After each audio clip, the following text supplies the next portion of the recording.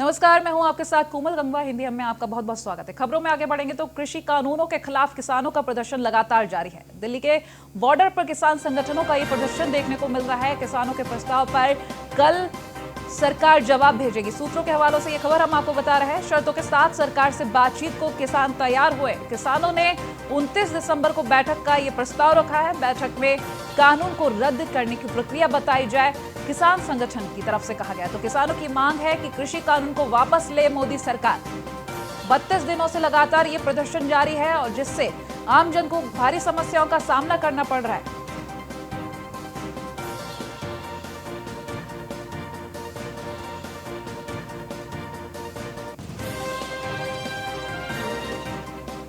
वहीं कांग्रेस के पूर्व अध्यक्ष राहुल गांधी ने कविता के जरिए सरकार पर निशाना साधा है। राहुल ने ट्वीट कर लिखा है, वीर तुम बढ़े चलो, धीर तुम बढ़े चलो, वाटर गन की बौछार हो या गीदड़ भभकी हजार हो, तुम निडर डरो नहीं, तुम निडर डटो वहीं, वीर तुम बढ़े चलो, अन्नदाता तुम बढ़े चलो। तो ये ट्वीट कांग्रेस के पूर्व अध्यक्ष राहुल गांधी के तरफ से सामने आया है, जिसमें उन्होंने सरकार पर जमकर निशाना साधा है।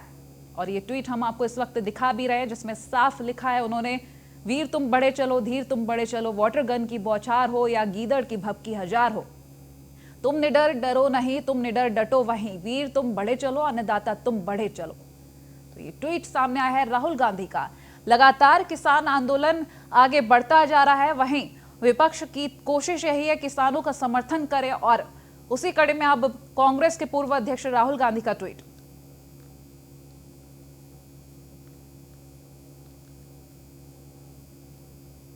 गुजरात एटीएस को बड़ी सफलता हाथ लगी। बता दें, दाऊद के गुर्गे माजिद कट्टी गिरफ्तार कर लिया गया है। 24 साल से फरार चल रहा था माजिद कट्टी, जो कि देश छोड़कर मलेशिया चला गया था। माजिद कट्टी एटीएस ने झारखंड के जमशेदपुर से गिरफ्तार किया गया है। तो 23 दिसंबर 1996 के दिन मेहसाणा के दूध सागर डेयरी के पास बॉम्बे गेस्ट हाउस पर छापेमारी के दौरान आरडीएक्स और हथियारों से भरा हुआ एक जखीरा मिला था। तो मेहसाणा में 4 किलो आरडीएक्स, 115 पिस्टल, 750 से ज्यादा कार्टेज और 10 डेटोनेटर बरामद किए गए थे। पिस्टल और बुलेट्स पाकिस्तान में बने थे। ये विस्फोटक और हथियार राजस्थान के बाड़मेर सीमा से भेजे गए थे, जिसे मुंबई और अहमदाबाद पहुंचाना था। आरोपी माजिद कुट्टी मौके से फरार हो गया था और देश छोड़कर मलेशिया चला गया था, जिसे गिरफ्तार कर लिया गया है। प्रजासत्ताक दिन की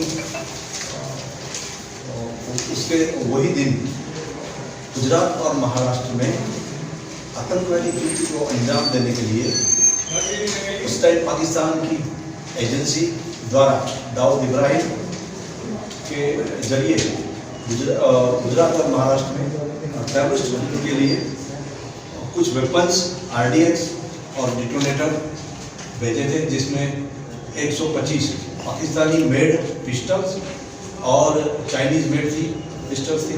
उसमें मैगजीन थे, 4 केजी आरडीएक्स था और 10 डेटोनेटर थे।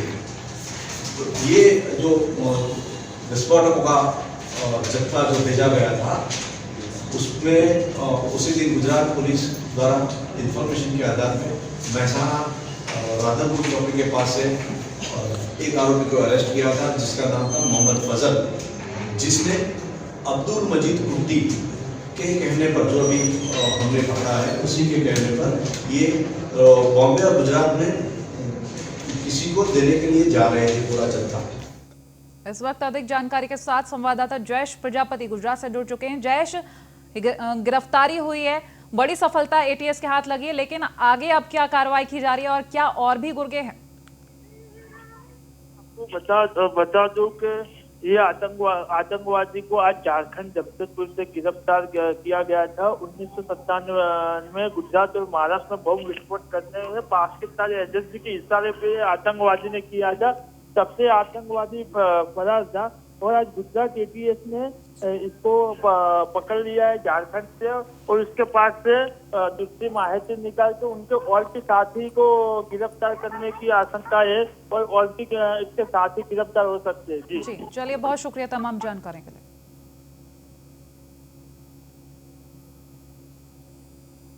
वहीं जैसलमेर दौरे पर रहे केंद्रीय मंत्री गजेंद्र सिंह शेखावत संजीवनी को ऑपरेटिव में गबन मामले में बोले। तो बता दें, उन्होंने गबन मामले में बात कही है, नोटिस का जवाब लीगल तरीके से देंगे।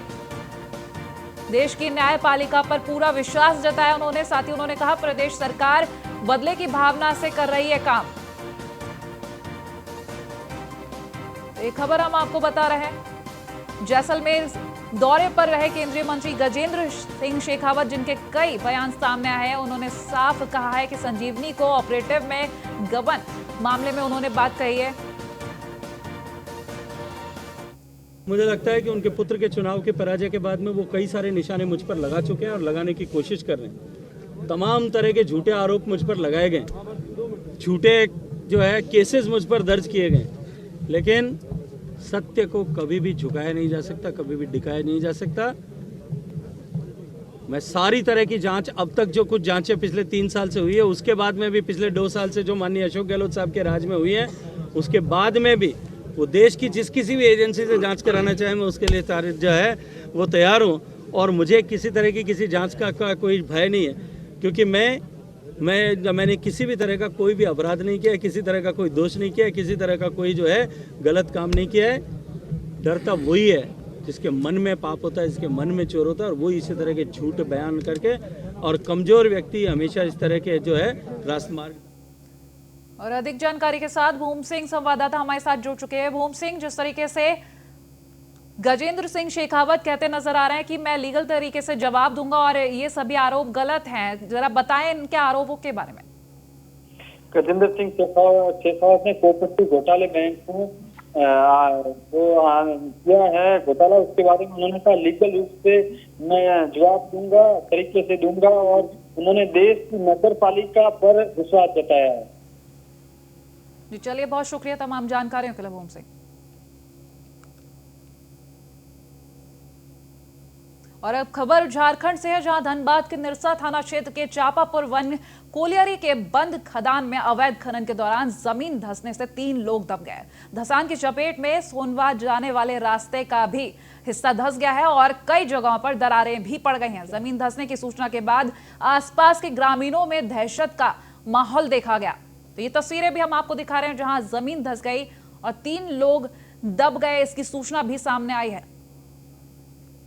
तो पूरे गांव में जमीन धंसने से दहशत का माहौल, अवैध खनन के दौरान ये जमीन धंसी थी, जहां 3 लोगों के दबने की सूचना सामने आई है।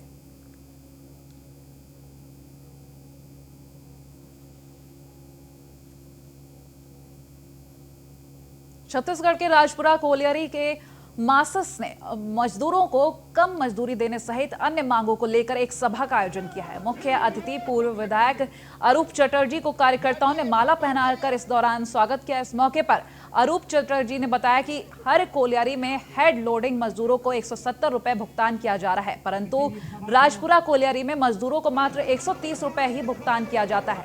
ये शोषण मजदूरों के साथ मासस कभी बर्दाश्त नहीं करेगी।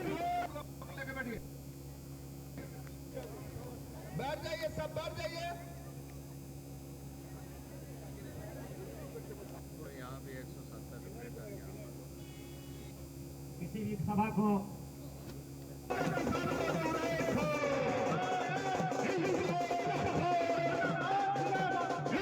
पूरा कोलियरी में तमाम ग्रामीणों का मीटिंग है और आम सभा यहाँ पर हो रही है। यहाँ पर चाहे रोड का मामला हो, चाहे विद्युतीकरण का मामला हो, काली माटी का हो, या आसपास के डेवलपमेंट का मामला हो, प्लस यहाँ पर जो हैंड लोडिंग होती है वहाँ सिर्फ 90 रुपया हाजिरी दी जाती है, जो सबसे कम है। तो यहाँ जो भी लोग हैं जो हैंड लोडिंग में यहाँ पर शोषण के जो लगातार प्रक्रिया चल रही है पिछले कई वर्षों से, हम लोग चाहते हैं जो यहाँ मिनिमम वेजेस जो भी है वो लागू और लोगों को रोजगार का साधन भी इससे मिले। कितना मिनिमम वेजेस?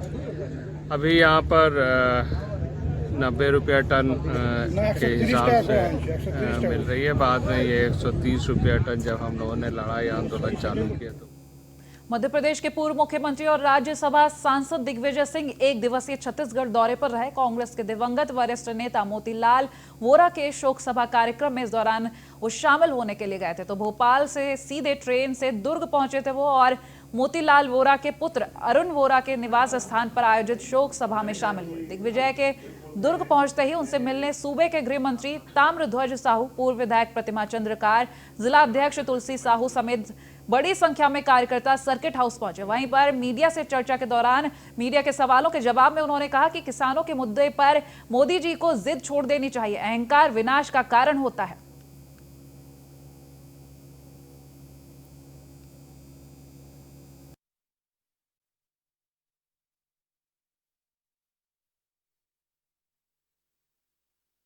जी को उन्होंने महात्मा गांधी के जो हिंद स्वराज में जो एक दिमाग में उनकी संरचना थी, उसको उन्होंने मूर्त रूप किया है। जहां किसान, गांव, छत्तीसगढ़ के संस्कार, संस्कृति, तीज त्योहार सबको मिलाकर जो उन्होंने 2 साल का कार्यकाल पूरा किया है, आज छत्तीसगढ़ का किसान और मजदूर खुश है। उसके जेब में पैसा है, और जब जेब में पैसा है तो छत्तीसगढ़ में जीडीपी ग्रोथ भी दूसरे राज्यों की गिरी है, लेकिन यहाँ की नहीं गिरी। उसका क्या कारण है? मूल कारण यह है कि यहाँ के किसान और मजदूर के जेब में भूपेश बघेल जी ने, कांग्रेस सरकार ने जेब में। खबरों में आगे बढ़ेंगे तो छत्तीसगढ़ के मुख्यमंत्री भूपेश बघेल आज पामगढ़ के लिए रवाना हुए। इससे पहले उन्होंने डॉक्टर रमन सिंह के छत्तीसगढ़ में गोबर घोटाले के बयान पर पलटवार किया है। कहा कि 15 साल में डॉक्टर रमन सिंह की सरकार ने जो चावल घोटाला किया है वो हजम नहीं हो रहा है। मैं पहले भी कह चुका हूं कि डॉक्टर रमन सिंह ने नरवा, गरवा, घुरवा, बारी और गांव की योजनाएं समझ नहीं आएंगी। भाजपा के पास करने को कुछ नहीं है, इसीलिए अनर्गल आरोप लगा रहे हैं। सीएम भूपेश बघेल ने खुद को कांग्रेस आला कमान का एटीएम बताए जाने के बयान पर पूर्व मुख्यमंत्री पर तंज कसते हुए कहा कि 15 साल तक सत्ता में बने रहने के लिए उन्होंने जो कुछ किया उसी अनुभव को बता रहे हैं। 15 साल छत्तीसगढ़ को खोखला करने का काम डॉक्टर रमन सिंह ने किया है। अपनी कुर्सी बचाने के लिए वो किसी भी स्तर तक गए हैं।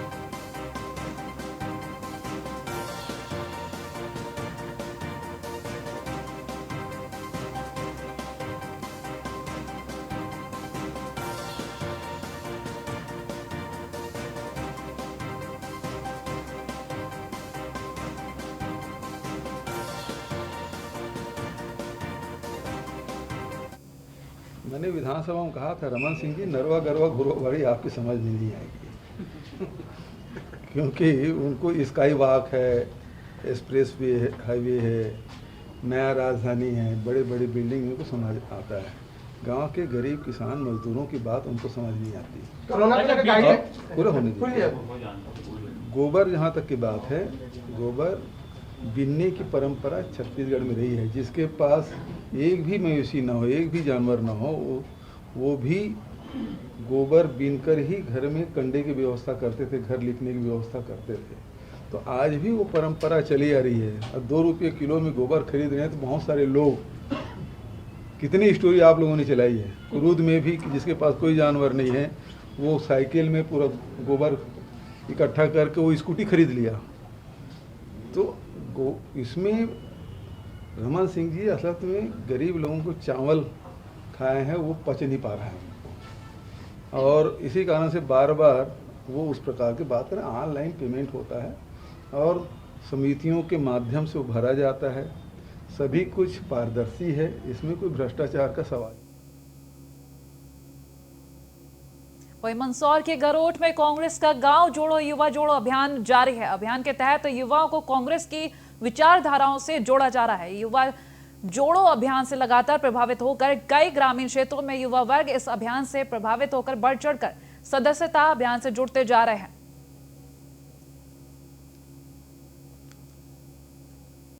कांग्रेस युवा जोड़ो अभियान प्रत्येक गांव-गांव में जा रहे हैं और सभी युवा साथियों को कांग्रेस की विचारधाराओं से जोड़ रहा है, और हम सभी एक परिवार और एक टीम बनकर कांग्रेस को पोलिंग बूथ तक मजबूती हेतु अग्रसर है, और सभी साथी कंधे से कंधा मिलाकर इस अभियान में सहयोग कर। वहीं मध्य प्रदेश में होने वाले नगरीय निकाय के चुनावों की घोषणा होने में भले ही अभी कुछ समय है, लेकिन धर्मनगरी चित्रकूट में नगर परिषद अध्यक्ष की कुर्सी हासिल करने के लिए दोनों ही पार्टियों के नेताओं ने कमर कस ली है। जहां भाजपा ने अभी बीते कुछ ही दिनों पहले कार्यकर्ताओं का मनोबल बढ़ाने के लिए चित्रकूट में प्रशिक्षण शिविर का आयोजन किया, तो वहीं चित्रकूट के कांग्रेस विधायक नीलांशु चतुर्वेदी भी अध्यक्ष की कुर्सी को बरकरार रखने के लिए कमर कसकर मैदान में उतर चुके हैं। दशा दिशा की अगर आप बात करोगे तो पिछले 10 साल में जितना चीज़ें खींच के चित्रकूट के लिए लाई गई हैं, कैसे कैसे लाई गई हैं। अभी हमारी सरकार थी तो उसमें अंदर की रोड का भी एमपीआरडीसी के पास जो 15 करोड़ रुपए का था उसका टेंडर नहीं लगा। एमपीआरडीसी वाले भी बैठे हुए हैं। जो भी चीज़ें थी, बहुत चीज़ें हो रही थी, बहुत चीज़ें प्रोसेस में है। लेकिन चित्रकूट ये धाम है जहाँ पे किसी भी दलगत बात नहीं करना चाहूँगा मैं। यहाँ पे आने वाले लोगों को सुविधा मिले। भगवान राम की तपोभूमि है। अगर कोई अयोध्या से आए तो उसको ये लगे कि हम जन्मभूमि से आ रहे हैं। उसको ये महसूस होना चाहिए कि भगवान राम ने चित्रकूट ही वनवास के लिए क्यों चुना है। इसलिए इस दिशा में ये मीटिंग रखी गई है कि भगवान राम अगर चित्रकूट आए थे तो कुछ विशेषता रही होगी यहाँ पे, तभी अयोध्या से आए थे। अयोध्या के राजा के लड़के थे, चाहते तो कहीं भी अपना वनवास का समय काट सकते थे, लेकिन उन्होंने चित्रकूट। झाबुआ के पेटलावद के ग्राम पंचायत करवड़ के प्राथमिक स्वास्थ्य केंद्र में संत निरंकारी चैरिटेबल फाउंडेशन की ओर से रक्तदान शिविर का आयोजन किया गया। शिविर में ग्राम पंचायत के युवाओं ने रक्तदान शिविर में बढ़ चढ़कर भाग लिया। शिविर में 100 यूनिट रक्त का टारगेट तय किया गया। आपको बता दें कि गरीब आदिवासी मरीज हमेशा रक्त के लिए भटकते रहते हैं। रक्त समय पर उपलब्ध नहीं होने से कई मरीजों की मौत हुई है। गरीब आदिवासी मरीजों को रक्त की कमी ना हो, इसके लिए इस शिविर का आयोजन किया गया। करवड़ के अंदर एक विशेष तौर से रक्तदान शिविर रखा गया। ये झाबुआ जिले का चौथा और ग्रामीण क्षेत्र करवड़ का प्रथम रक्तदान शिविर है। हमारी संस्था संत निरंकारी मंडल की एक उप संस्था है संत निरंकारी चैरिटेबल फाउंडेशन, उसके द्वारा रक्तदान शिविर का आयोजन किया जाता है और साथ में स्वस्थ भारत मिशन का भी कार्यक्रम किया जाता है। आज ये रक्तदान जो हुआ है शासकीय जिला चिकित्सालय की रक्त यूनिट द्वारा रक्त एकत्र किया गया है। रक्तदान की प्रेरणा हमें सदगुरु बाबा गुरुवचन सिंह जी महाराज के द्वारा प्राप्त हुई, जब उनका साथ। अनूपपुर के कोतमा से कांग्रेस विधायक सुनील सराफ के क्रेशर पर प्रशासन ने छापा मारा। बता दें, खनिज और प्रदूषण नियमों के पूर्ण नहीं होने पर विधायक के वार्ड नंबर 4 में स्थित क्रेशर को प्रशासन ने सील कर दिया है। बताया जा रहा है कि वार्ड नंबर 4 में स्थित क्रेशर अवैध है, जो नगर पालिका के दायरे से बाहर होना चाहिए। तो नियमानुसार होना चाहिए था। शिकायत भी मिली थी उनके कि ये फॉलो नहीं किया गया है। अपने पॉल्यूशन बोर्ड के लोग भी आए हुए हैं यहाँ पे, जो उनके क्राइटेरिया उसमें सही पाया नहीं गया। इस संबंध में कलेक्टर महोदय ने टीम बनाई थी, जिसमें माइनिंग, हमारे तहसीलदार, लोकल यहाँ के पुलिस विभाग सभी ने मिलकर संयुक्त रूप से कार्रवाई की है। आज सर किन का क्रेशर था? ये सुनील सराफ जी का है। सर और अन्य कोई कार्रवाई इसके पहले भी टीम आई हुई थी? नहीं, मुझे इसकी जानकारी नहीं है अभी। मुझे बालाघाट के सेवती गांव का युवा वैभव मेंढे युवाओं को सेना में भर्ती के लिए ट्रेनिंग दे रहा है। वो युवाओं को शारीरिक प्रशिक्षण के साथ साथ मानसिक रूप से भी तैयार कर रहे हैं। वैभव से ट्रेनिंग लेकर भारतीय सेना में भर्ती हुए युवा गौरव राठौर और कृष्णा बिसेन से जब हमने बात की तो उन्होंने बताया कि वैभव मेंढे क्षेत्र के करीब 30 युवाओं को प्रतिदिन दुर्गम पहाड़ियों की चोटी पर, पानी में, खेल मैदान पर और अन्य अलग अलग तरीकों से फिजिकल ट्रेनिंग मुफ्त में दे रहे हैं। सर हमारे वैभव भैया हैं, उन्होंने हमें फिजिकली ट्रेन किया है और थोड़ा मेंटली भी मुझे पहले से करते आए हैं। यानी मेरे पीछे यानी बहुत यानी कोई अगले बंदे से यानी हमारे मुझे थोड़ा ज़्यादा ही करते थे। तो फिजिकली जो ट्रेनिंग थी, किस तरह से सुबह कितने बजे उठना और क्या था, खाने के लिए कुछ और विशेष भोजन लेते थे आप या फिर सामान्य रूप से आपने ट्रेनिंग की? सामान्य सर। मध्य प्रदेश के अनूपपुर जिले के पवित्र नगरी अमरकंटक मां नर्मदा की पावन धरा उद्गम स्थल इन दिनों अपने अस्तित्व से जूझ रही है। महीनों पहले टूट चुके डैम के कारण मां नर्मदा के उद्गम स्थल में मौजूद पानी समाप्त हो चुका है।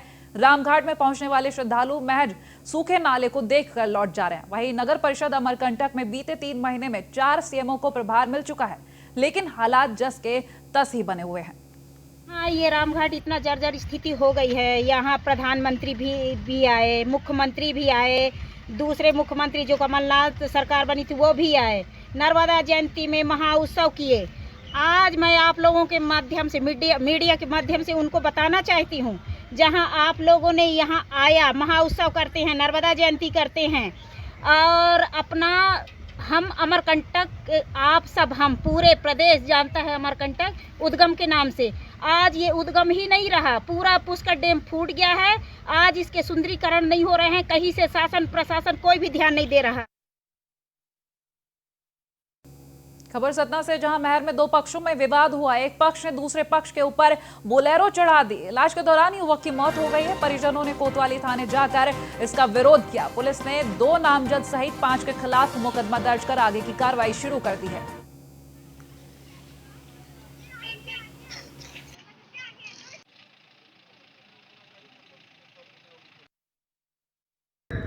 मामला ये है कि राज हलवाई का झगड़ा दीपू चौधरी वगैरह से हुआ था।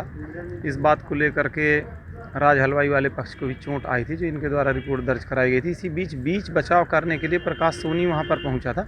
प्रकाश सोनी का दीपू चौधरी से विवाद हुआ। विवाद के बाद लोगों ने उन लोगों को अलग कर दिया, लेकिन इसके बाद प्रकाश सोनी राज हलवाई के साथ अपने 3 अन्य साथियों के साथ एक बोलेरो में आया और स्टेशन के पास प्रकाश सोनी ने दीपू चौधरी के ऊपर हत्या करने की नीयत से उस पर बोलेरो गाड़ी चढ़ा दी और उसको चढ़ाकर कुछ दूर तक घसीटा, जिसमें उपचार दौरान दीपू चौधरी की मौत। भिंड के अकलोनी गांव की नहर में अज्ञात व्यक्ति के शव मिलने से सनसनी फैल गई। शव की अब तक पहचान नहीं हो पाई है। वहीं सूचना मिलने पर मौके पर पहुंची पुलिस ने शव को अपने कब्जे में लेकर आगे की कार्रवाई शुरू कर दी है और मामला दर्ज कर जांच की जा रही है।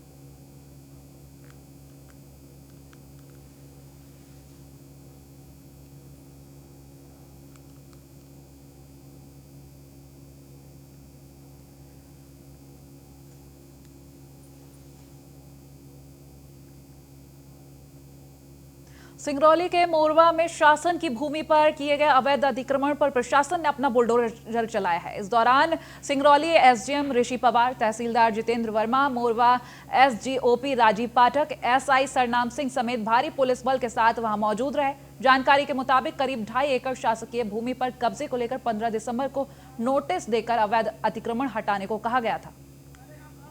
की ओर से पहले से ही निर्देशित कर दिया गया था कि तत्कालीन समय में महिला बल सहित समस्त बल उपस्थित रहे। पुलिस ऐसी भी दुर्घटना को, किसी भी प्रकार की दुर्घटना को रोकने के लिए सभी प्रकार के बल यहाँ पर उपस्थित हैं एवं किसी भी प्रकार की घटना ना हो उसके लिए हमने समुचित उपाय किए। सिंगरौली की